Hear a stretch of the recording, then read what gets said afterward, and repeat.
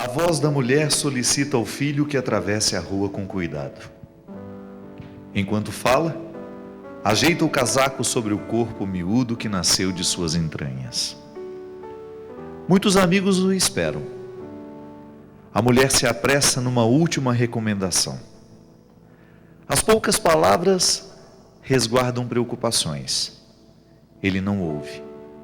Já está envolvido pelos outros meninos que com ele comemoram os motivos que lhes são particulares. O beijo na testa o alforria para a travessia. Abraçado a uma mochila de lona azul, o menino corre na direção do ônibus que o levará ao destino que desconheço. O corpo materno se encosta no carro. Parece rendido, cansado, como se a entrega do filho ao ônibus finalizasse um doloroso ritual de preparo. Com uma das mãos, amparando a boca, enquanto a outra abre estradas pelos cabelos, ela acompanha todos os movimentos do menino. Só Deus conhece os sentimentos que lhe ocorrem. As amarras do amor a inflamam. Há elos humanos que só um coração materno pode experimentar. É incomensurável o vínculo que os congrega. O corpo filial é um desdobramento físico do seu. Ossos nascidos de seus ossos, carnes extraídas de suas, sangue retirado de seu sangue, uma geografia humana desmembrada como gleba que se desprende do continente, assumindo a condição insular. As liturgias do tempo. O corpo menino a viver o inevitável destino de crescer, assumir autonomia, ser convidado a uma programação que não a inclua, entrando em veículos que o levam para longe do ventre que o trouxe ao mundo. O broto crescido, o organismo que assume aos poucos a condição de totalmente outro, uma idiosincrasia sendo desvelada, atravessando a rua, buscando caminhos que não a comportam. As vozes do mundo clamando pelo seu filho, levando-o para longe dos olhos, que velaram incansavelmente para que sobrevivesse ao mínimo dos perigos que poderiam ceifá-lo antes do tempo. O ônibus se afasta. A mulher arrisca um último aceno. A mão desenha no ar um movimento que só a alma compreende. A simbiose segue o curso de outros recursos. Depois de expulso do ventre, o filho carrega consigo as amarras delicadas da pertença. É a ciranda do amor. O movimento que se opõe ao desdobramento físico. Enquanto as carnes se expulsam para que se assumam autônomas, uma sutura espiritual os coloca em definitiva comunhão. A mão materna, ainda que não achada pela mirada do filho, continua o aceno que só ela vê. É certo que o gesto está preso ao sentimento que a encorajou a expor a cria ao temporário do afastamento. O menino voltará. É certo que voltará. Terminado o dia, ela o recolherá cansado das alegrias que só alegram porque passam. Voltará necessitado de banho quente, toalhas limpas, desejoso de colo, abraços que o devolvam a segurança da cumplicidade que só o lar bem edificado pode lhe dar. A mulher o receberá. Retomará a tutela que lhe atribui sentido. Amará o amor que tem o dom de carbonizar na alma a semelhança que o tempo não apaga.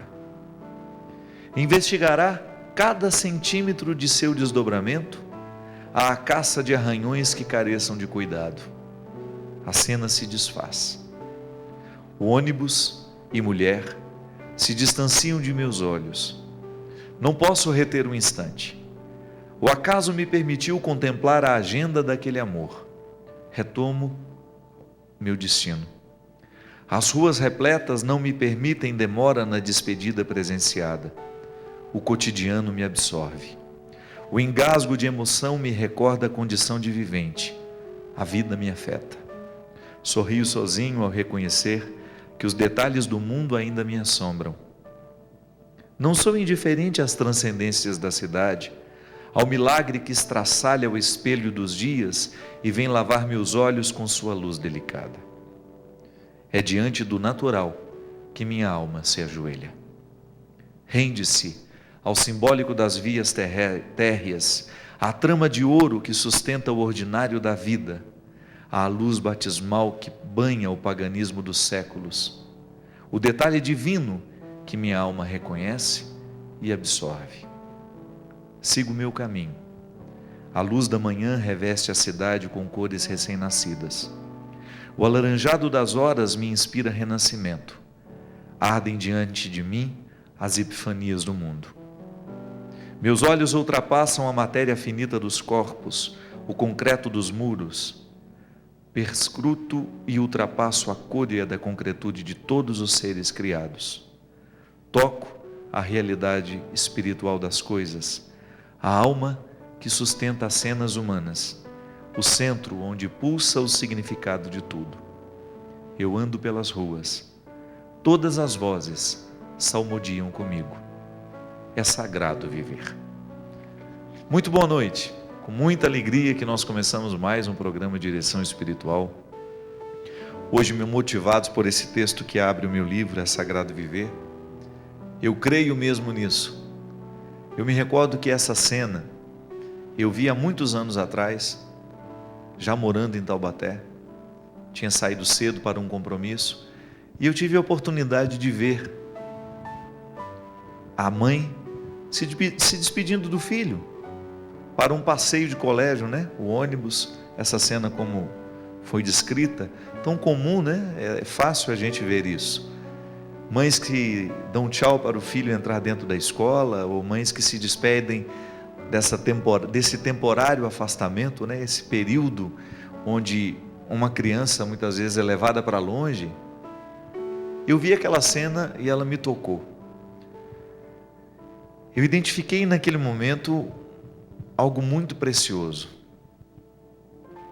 algo muito santo, algo muito sagrado que saltou aos meus olhos e me ensinou muito sobre a vida. E é por isso que o texto fala justamente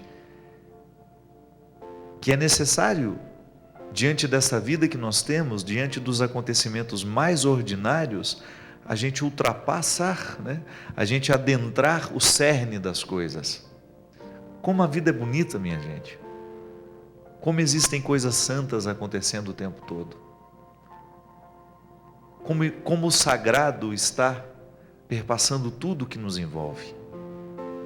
E eu acredito que essa sensibilidade, né, de nós sabermos apreciar tudo isso que acontece, ela é um dom de Deus, mas é um dom que nós recebemos e que também podemos aperfeiçoar.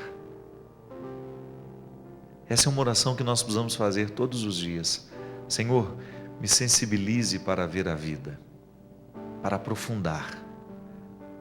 É interessante como existem pessoas que às vezes a gente conhece, como elas têm um olhar profundo sobre a vida. Não é por acaso isso, né? Existem pessoas que têm uma capacidade natural de ultrapassar a visão comum. Todo mundo está vendo assim, mas de repente ela é capaz, como se tivesse no olhar o poder de quebrar os muros que tantas vezes nos afastam do que é realmente belo, do que realmente merece ser vivido.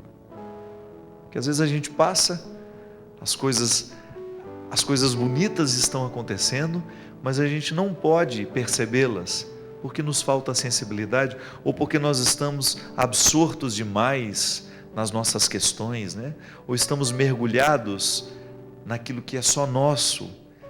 Muitas vezes uma incapacidade de quebrar essa maneira egóica de viver, né? Quando nós somos centralizados demais, quando a gente olha o tempo todo para as nossas necessidades, para dentro de tudo aquilo que é tão pessoal, tão íntimo, mas que às vezes poderia ser quebrada, essa estrutura poderia ser quebrada, para a gente ter um pouco mais de disposição de enxergar aquilo que nos cerca.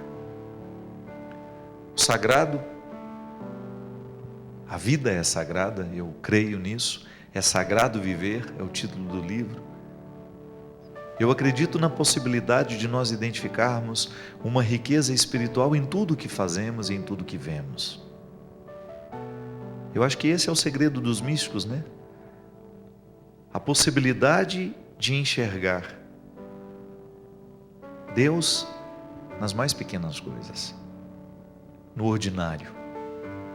Porque quem desenvolve esse dom, eu acredito que todos nós recebemos, mas é preciso desenvolver esse dom. Quem desenvolve o dom de olhar e perceber o sagrado na vida, vai ter muito mais facilidade de viver uma experiência de Deus. E experiência de Deus, minha gente, é muito mais que estar dentro da igreja. Há pessoas que, na tentativa de fazerem uma verdadeira experiência de Deus, só fazem a experiência de pertencer a um grupo. É muito mais que isso. É muito mais que você ter uma pertença religiosa. A experiência de Deus ultrapassa essa pertença religiosa. E é por isso que nós temos que ter muita paciência uns com os outros, né? E é por isso que toda religião precisa ser naturalmente tolerante. Porque ali nós temos que ter a consciência de que, na verdade, nem sempre dentro do contexto religioso a experiência de Deus acontece. É triste, né, a gente reconhecer isso. Mas em muitas histórias, né, em muitas pessoas, ou até mesmo com a gente mesmo, quantas vezes eu também estive dentro da igreja, mas não fiz experiência nenhuma de Deus. Estar dentro da igreja, participar, ajuda, mas não é garantia de que a gente tenha feito uma verdadeira experiência de Deus. E quando é que a gente identifica que a experiência de Deus aconteceu? Quando nós percebemos que nós estamos mais afeitos, mais dispostos a viver a nossa condição humana com mais respeito, né? Quando a gente tem mais disposição de encontrar as pessoas que nos são difíceis, quando nós somos capazes de oferecer amor, mesmo quando o movimento não é natural para o amor. Eu acho que isso é um fruto de conversão em nós. Eu gosto de dizer, né, que às vezes eu encontro pessoas que são muito mais evoluídas espiritualmente. E como é que nós identificamos essa evolução espiritual? Na tolerância mesmo, na capacidade de lidar com o outro que é totalmente diferente e mesmo assim amá-lo. Porque eu acho, minha gente, que onde existe o ódio é o que há de mais destruidor na condição humana. O ódio impede o encontro, o ódio impede a verdade. Quantas vezes, por causa do ódio, a gente não é capaz de chegar ao conhecimento da verdade? Na relação humana a gente experimenta isso.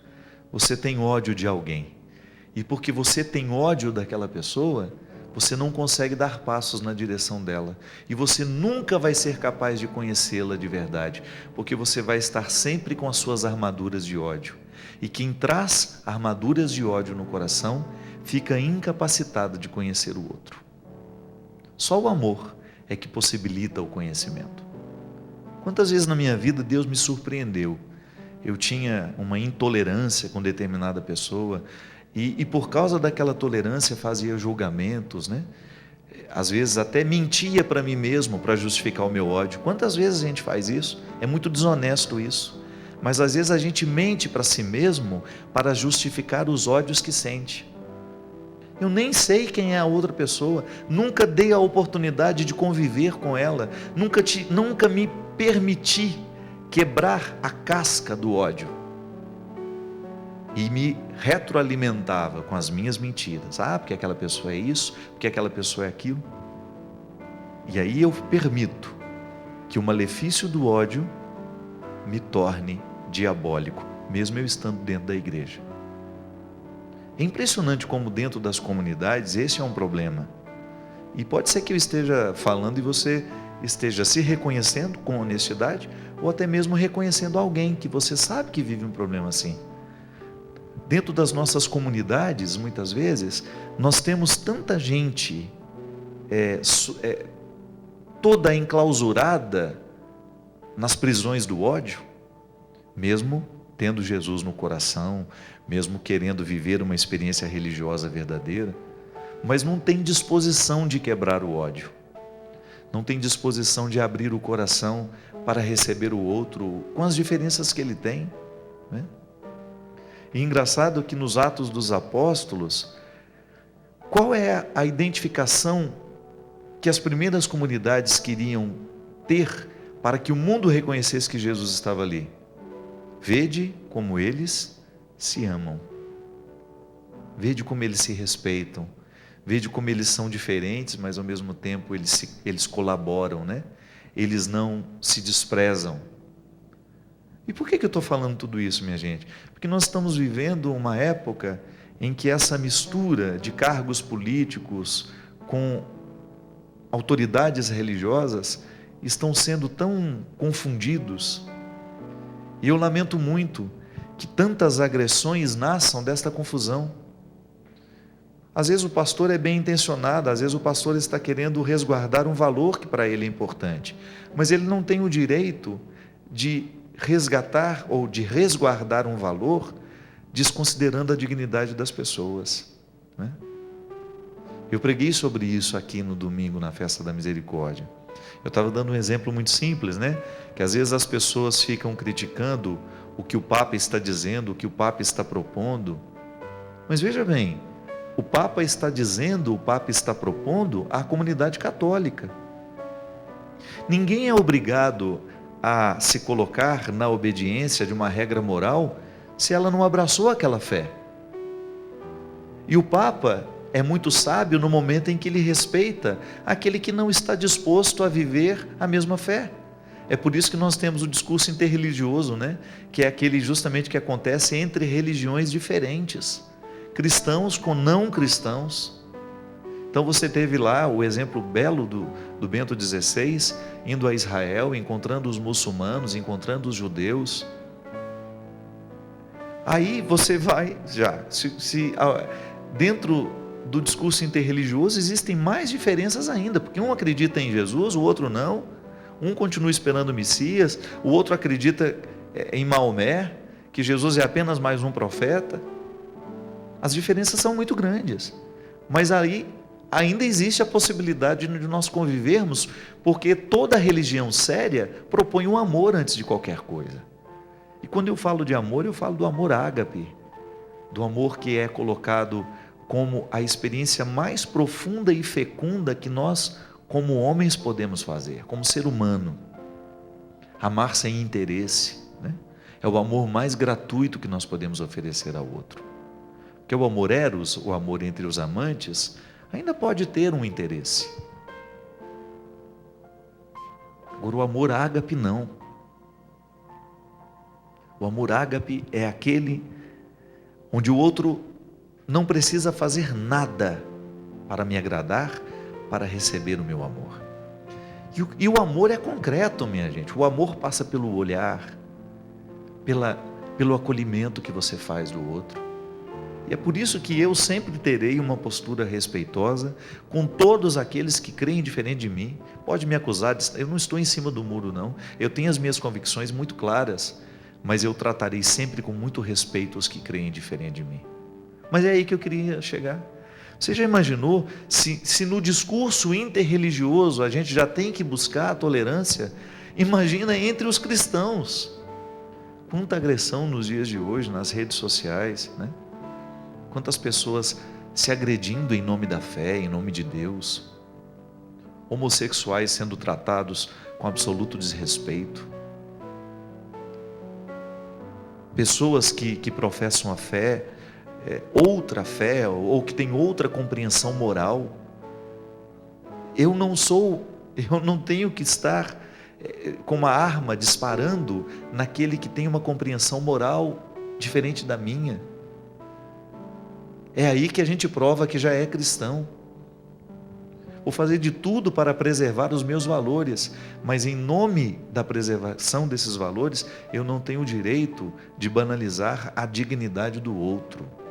Comentários tantas vezes preconceituosos, equiparando homossexual e drogado, Não sei se foi equívoco, se não foi, mas se não foi o comentário daquela senhora, pelo menos é na mentalidade de muitos. Pelo amor de Deus, quem somos nós? Eu acho que se a gente fosse analisar os pecados que nós cometemos diariamente, nós vamos chegar à conclusão de que todos nós somos indignos. Então, por que ao reconhecer que nós somos indignos porque somos fracos, nós não criamos dentro de nós então essa disposição de fazer o mundo ser melhor? Ainda hoje eu estava vendo, né?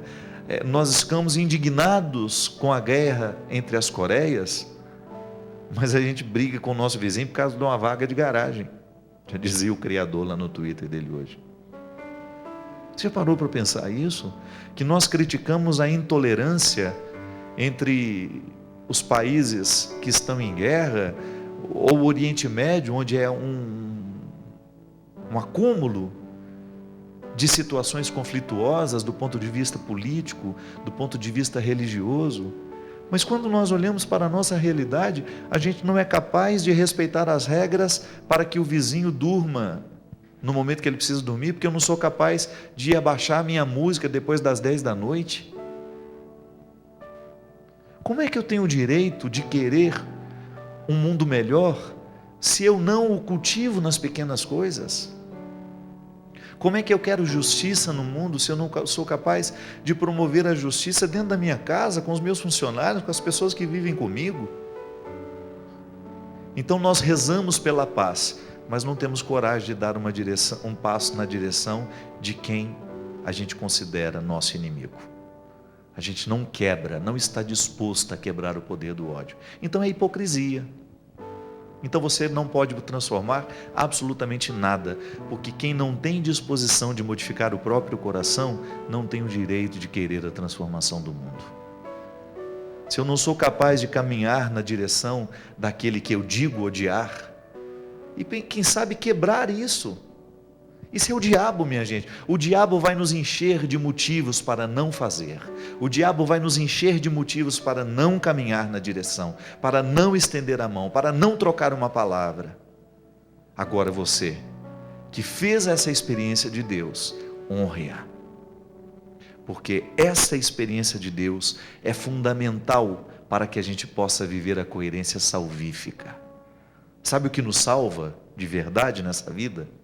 Sabe como é que Deus nos salva no nosso dia a dia? Já que nós esperamos um dia que quando a gente morra, a gente entre na eternidade, a gente vá para o céu, e aí cada um tem a capacidade de imaginar como será isso. Sabe como é que Deus nos salva? É na coerência que nós buscamos diariamente. Quem não se empenha na construção dessa coerência, não merece essa salvação. Por quê? Porque o dom, a salvação que já foi oferecida a cada um de nós, passa pela tarefa. E a tarefa é igual a história da escola. Tem que fazer a tarefa diariamente, porque senão a gente é reprovado no final do ano. Tudo bem, a gente é reprovado no semestre na faculdade, é vergonhoso, a gente corre atrás, faz de novo, fui reprovado no curso, fui reprovado no concurso, tantos de nós fazendo concurso. Tudo bem, tudo isso é remediável. Agora, quando você chega em determinado momento da sua vida e sente que a vida lhe reprovou, aí é muito cruel. E como é que você identifica que a vida lhe reprovou? Com os sintomas de infelicidade que você traz. Quando você tem que, infelizmente, né? já vem a infelicidade aí, você infelizmente reconhece que você não se esforçou para fazer prevalecer a sacralidade, o que é sagrado, o que é santo, que o ódio venceu, que você viveu uma guerra em que o principal prejudicado foi você mesmo. Nesse tempo de tanta intolerância, faça a sua parte. Seja você a não retuitar o ódio. Hoje tem que usar as linguagens modernas, né? Seja você a defender os seus pontos de vista, mas com respeito ao outro. Seja você um promotor da paz. Estenda a mão na direção daquele que você tem dificuldade com ele. Permita-se a oportunidade de quebrar a casca do ódio que tantas vezes é alimentado pelas suas mentiras, para você sentir-se coerente, para você sentir-se justificado no ódio que você sente, você mente para você mesmo. Quebre isso. Quebre isso. Vale muito mais a pena a gente errar porque amou, do que você chegar à conclusão de que você foi injusto com o ódio que você nutriu, e o pior, que você prejudicou o seu processo de salvação por causa da sua intolerância.